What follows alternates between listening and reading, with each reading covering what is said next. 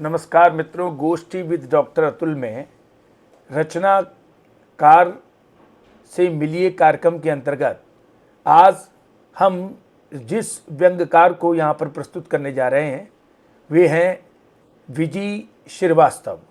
वस्तुतः उनका असली नाम है स्वदेश विजय।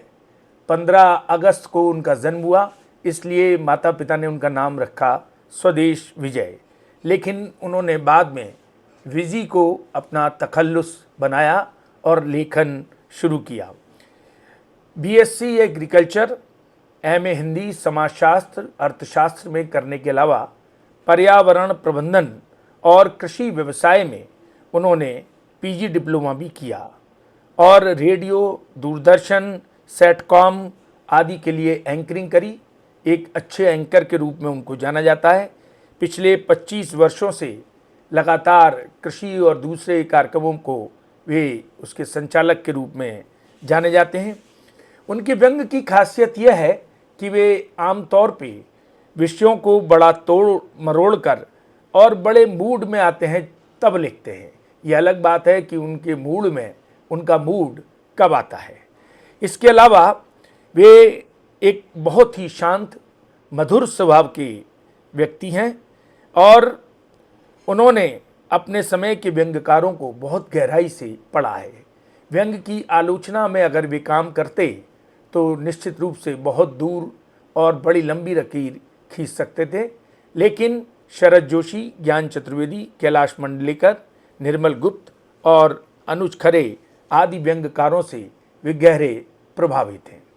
और उन्होंने लिखा भी है अपने परिचय में कि ओम वर्मा, अतुल चतुर्वेदी, स्वयं मैं, ईश्वर शर्मा, अतुल कनक, अरुण अर्णव खरे आदि के व्यंगों को वो बहुत ध्यान से पढ़ते हैं और उनसे प्रभावित भी हैं। मैं उनका शुक्रिया अदा करूंगा व्यक्तिगत रूप से कि वे मेरे व्यंगों को ध्यान से पढ़ते हैं। मेरे लिए ये गर्व और सुखद अनुभव है।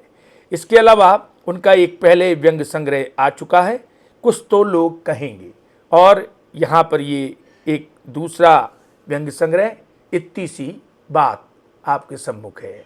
आइए चलिए सुनते हैं विजय श्रीवास्तव जी को। दर्शकों नमस्कार।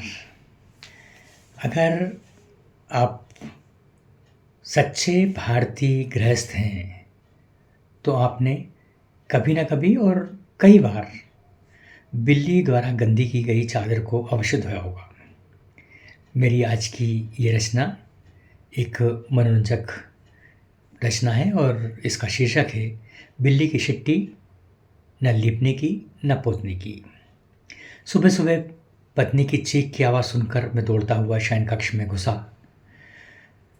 तो देखा पत्नी का गुस्सा टॉप लेवल पर था। देखो ना, आज फिर गंदा कर दिया बिल्ली ने। कल ही नई चादर बिछाई थी, अब धो ना आप ही। वो मुझे ऐसे घूर रही थी जैसे कि ये अपराध मुझसे ही हुआ हो। बदले में मेरे मन से बिल्ली के प्रति कई सारे अपशब्द जारी हुए जिन्हें जनहित में यहाँ दोहराया जाना उचित नहीं होगा। कई दिनों से बिल्लियों ने हमारे कॉलोनी में बड़ा आतंक मचा रखा है। वे जहाँ मर्जी गंदगी कर देती हैं। कुछ यही हाल तो हमारे देश के बहुत सारे नेताओं का है। वे भी जहाँ चाहे जैसे चाहे गंदगी फैला देते हैं। काश कि कोई उन्हें समझा पाता कि तुम यह जो कर रहे हो उसकी वैल्यू बिल्ली के मल के बराबर है, जो न लीपने का होता है और न पोतने का। वही क्या, देश में बिल्ली के शिट्टे कम थोड़ी हैं। कामचोर, मक्कार, हरामखोर और ऐसी ही कई उपमाओं के साथ साथ इन्हें बिल्ली द्वारा निष्कासित अपशिष्ट कहा जाए तो गलत नहीं है। कई देशों में बिल्लियों को इतना सर चढ़ाया जाता है जितना कि हमारे देश में कुत्तों को।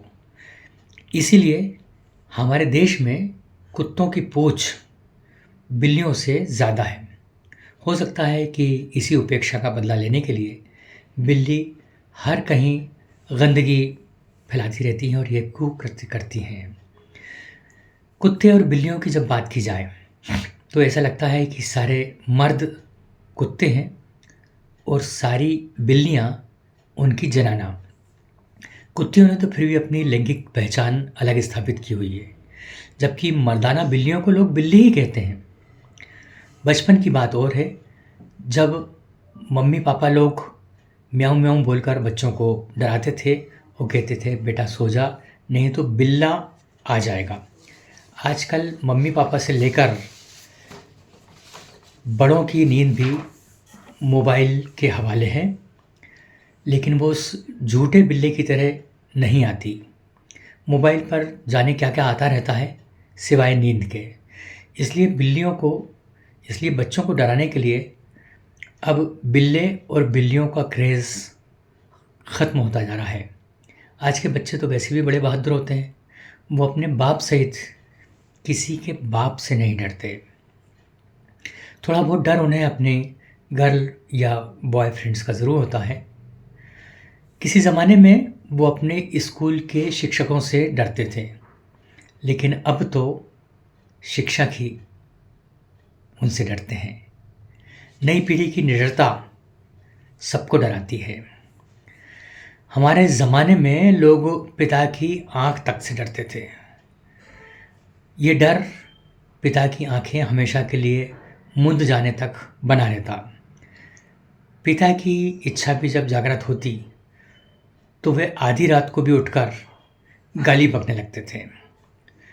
जीवन भर की खांसी उन्होंने बुढ़ापे के लिए संचित की हुई होती थी। वो जब फटफटी के सुर में खांसते और हाँफने लगते थे तो गाली खाकर अघाए बेटे उनकी पीठ सहलाते थे। आज की पीढ़ी की नज़र में कमाना छूटते ही सारे रिश्ते बिल्ली की शिट हो जाते हैं। अंग्रेज़ी में कई बुरे शब्दों को लोग बुरा नहीं मानते। शिट को हिंदी में बोला जाए तो लोगों की नाक ऐसे सिकुड़ जाएगी जैसे बिल्ली उनके सामने ही शिट शिटाकर चली गई हो। मेरे हिसाब से बिल्ली प्रेमियों की सूंघने वाली इंद्री अक्रियाशील होती है। मेरी नहीं है, इसलिए मुझे कैटरपिलर, कैटवॉक, कैटरीना ऐसे सभी नामों से चिढ़ है। मुझे बिल्ली को मौसी कहना भी पसंद नहीं है। मौसियाँ भले ही बहन के घर की हर अंदरूनी खबर बिल्ली की तरह रखती हों, तब भी नहीं।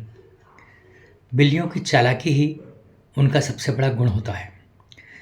बिल्ली चालाकी से घर में घुसती है, चालाकी से दूध पीती है और बड़ी चालाकी से ऐसी जगहों पर शिट करती है कि आप बिलबिला कर रह जाते हैं।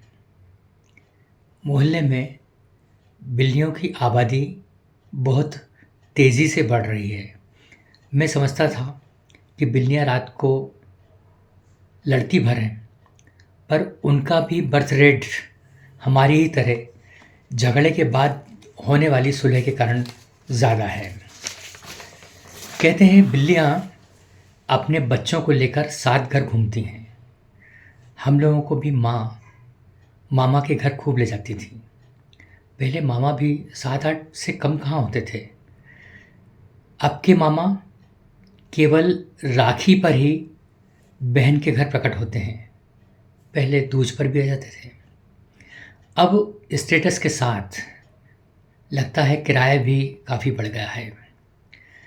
मामियों की तबीयत हर राखी पर ख़राब हो जाती है, इसलिए नहीं आती। मैंने देशी बिल्लियों को कभी बीमार होते नहीं देखा। अक्सर लाड़ प्यार में नाज़ों पली बिल्लियाँ ही वेटरनरी डॉक्टरों के पास ले जाई जाती हैं। बात बात पर शिट बोलने वाले ज़्यादातर लोग पशु चिकित्सकों को वेटनरी डॉक्टर बोलते हैं। इससे उनकी बातों का वेट बढ़ जाता है। वे अपनी कैट को पेट बोलते हैं। उनके पेट्स की बीमारी का बड़ा कारण उन्हें ठूंस ठूंस कर खिलाना होता है। तो मित्रों, ये थे विजय श्रीवास्तव, जाने माने व्यंग्यकार, व्यंग्यालोचक, और हमें उम्मीद है कि आपको उनका ये व्यंग्य पाठ जरूर अच्छा लगा होगा। ऐसे ही कार्यक्रमों के लिए देखते रहें गोष्ठी विद डॉक्टर अतुल।